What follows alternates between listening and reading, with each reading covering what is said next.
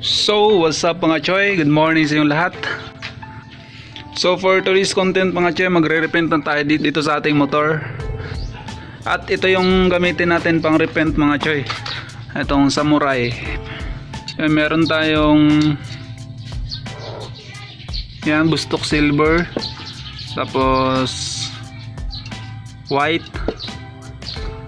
Then meron din tayong sparkling silver. Tapos surfacer. Ayan. And then K1K clear. Kailangan din natin tong liha mga choy. Ayan, liha 1000. Then meron tayong joy, magamit din natin to. So ang i-repaint ka pala natin mga choy, itong batok, tapos itong cowling, and then itong front fender. Itong body cover natin, di na siguro natin to i-repaint, kulay itim na lang to kasi yung project natin dito is Gen 1 inspired. Bali yung cover natin sa body cover natin is kulay black, and then ito kulay gray kasi gray yung motor natin gray, tapos cowling kulay gray, then front fender kulay gray din, then ito kulay silver. So ang gawin muna natin mga choy is tanggalin muna natin tong ating i-repaint, tapos lilihain natin.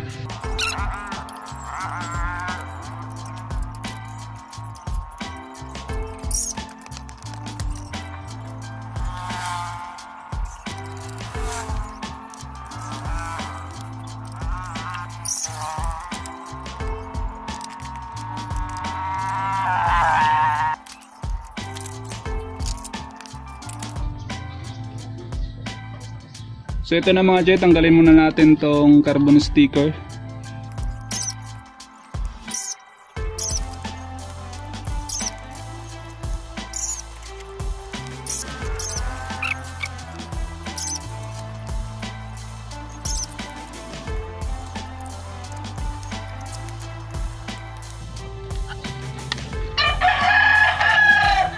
So yan mga choy, ililihan na natin.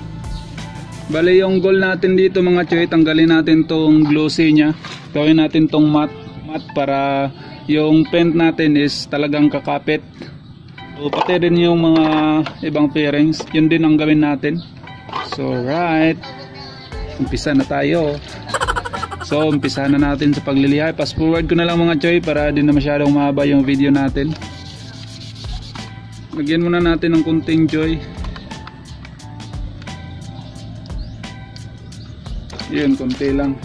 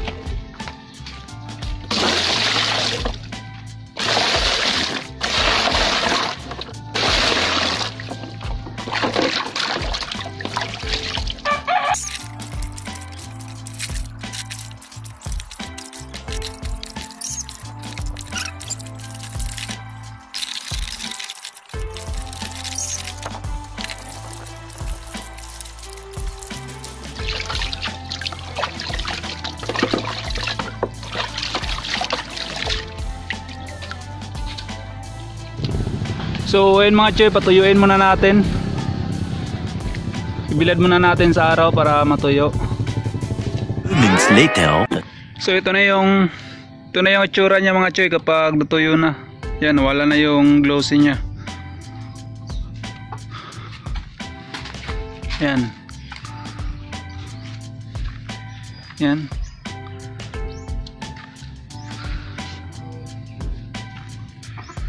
Tapos ito, ayan.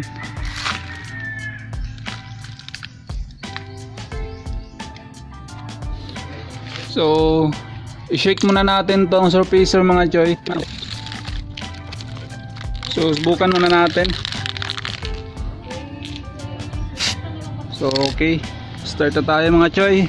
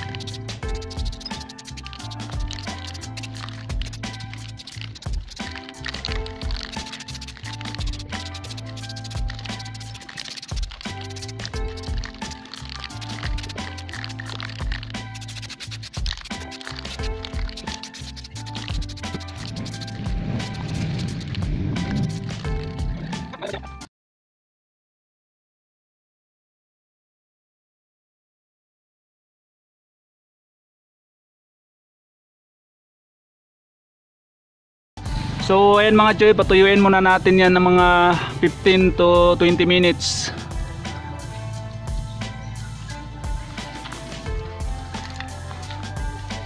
So ayan mga choy, 20 minutes, sobra na yung oras na binilad natin siya. So ngayon, lihain natin siya ulit mga choy.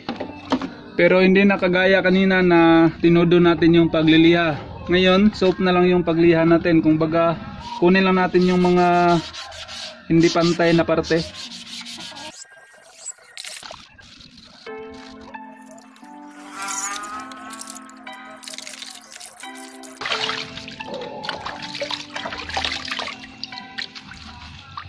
So, bilad naman natin sa araw ulit para matuyo yung tubig.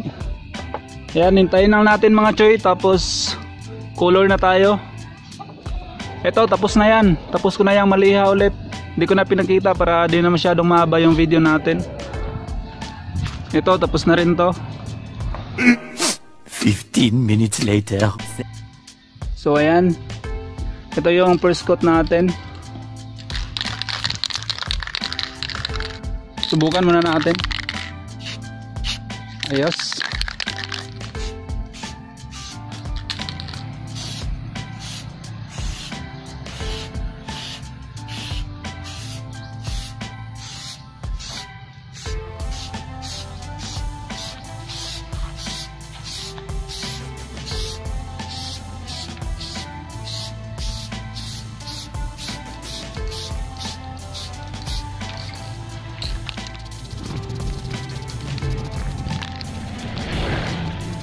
A little later. Yan mga choy, sa kausmaang palad, inulan tayo. Ito, nabasa. Pero walang problema yan, tuyo na kasi yan. So patuyuin na yan natin ulit. So yun, di pa natin napinturahan ng kulay puti.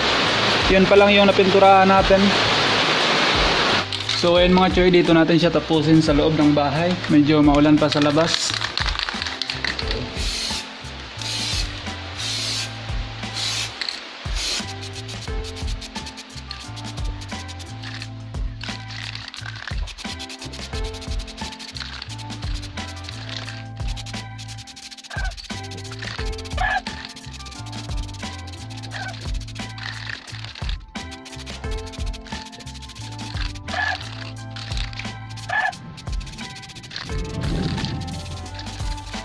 So habang pinapatuyo natin yung kulay puti mga choy, pinturahan naman natin to ng kulay silver.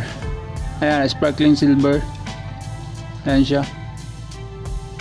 Gawin natin tong kulay silver ang ating palikpik. Ayos.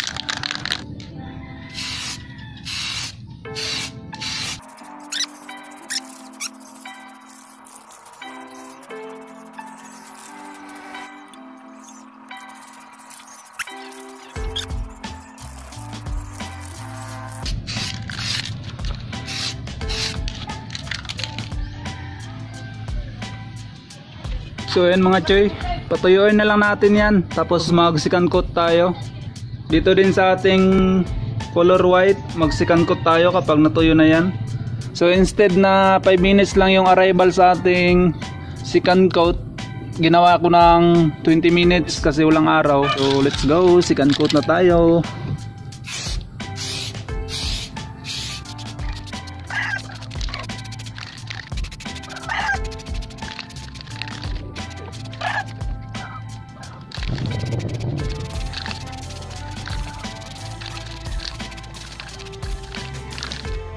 So ito naman yung second coat natin mga choy.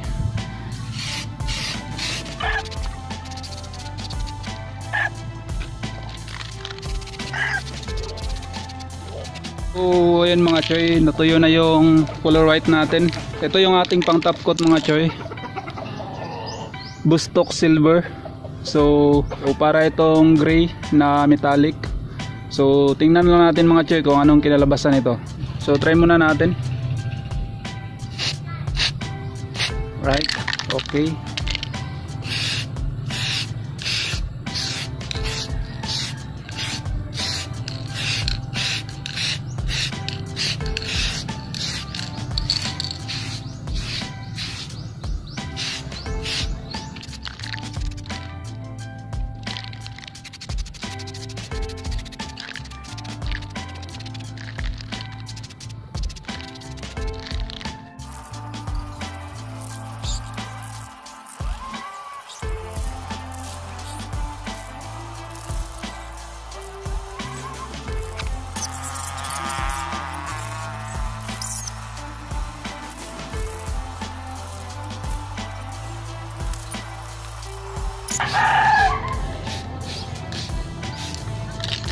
So ayun mga choy, pang last na natin tong coat. Medyo mahapon na, so tapusin na lang natin tong final coat natin ngayon. Tapos bukas yung clear na lang yung itira natin.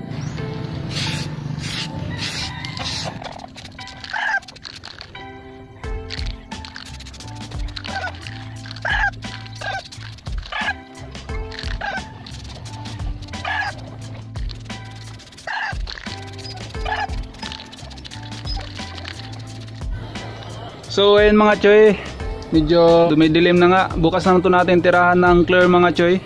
So bukas na lang ulit mga choy. What's up? The next day later. Ayan, K1K yung pang last natin. Clear. So try muna natin. Let's do it.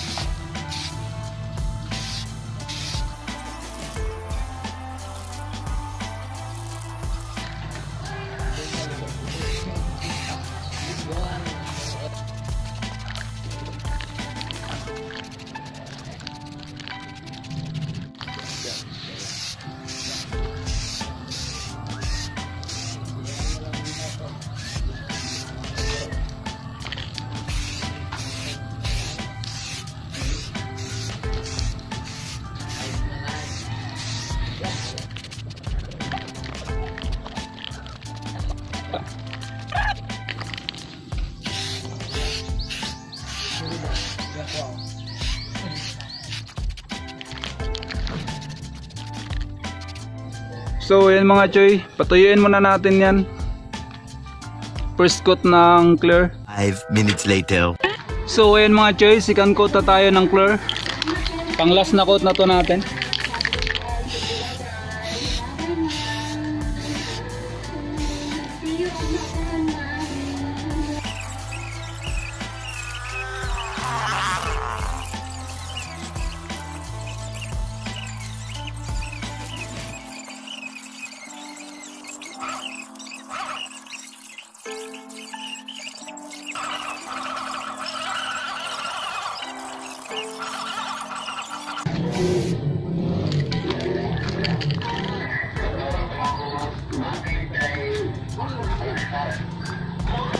So ayun na mga choy, patuyuin na lang natin yan.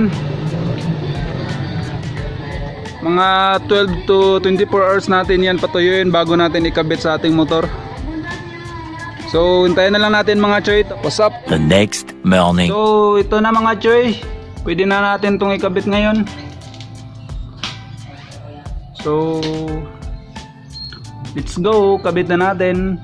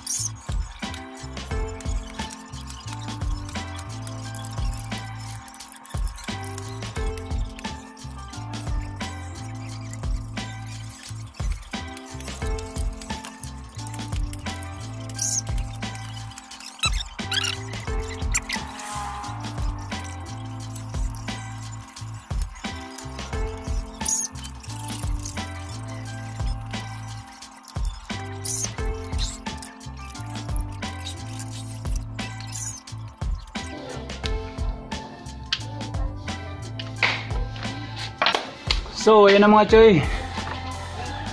So shoutout muna tayo, tapos imumontage natin tong motor natin para makita nyo na ang buwang kinalabasan ng ating repen kung bumagay nga ba. So mag comment down below kayo mga choy kung bumagay bang color dito sa ating motor. So shoutout muna. What's up?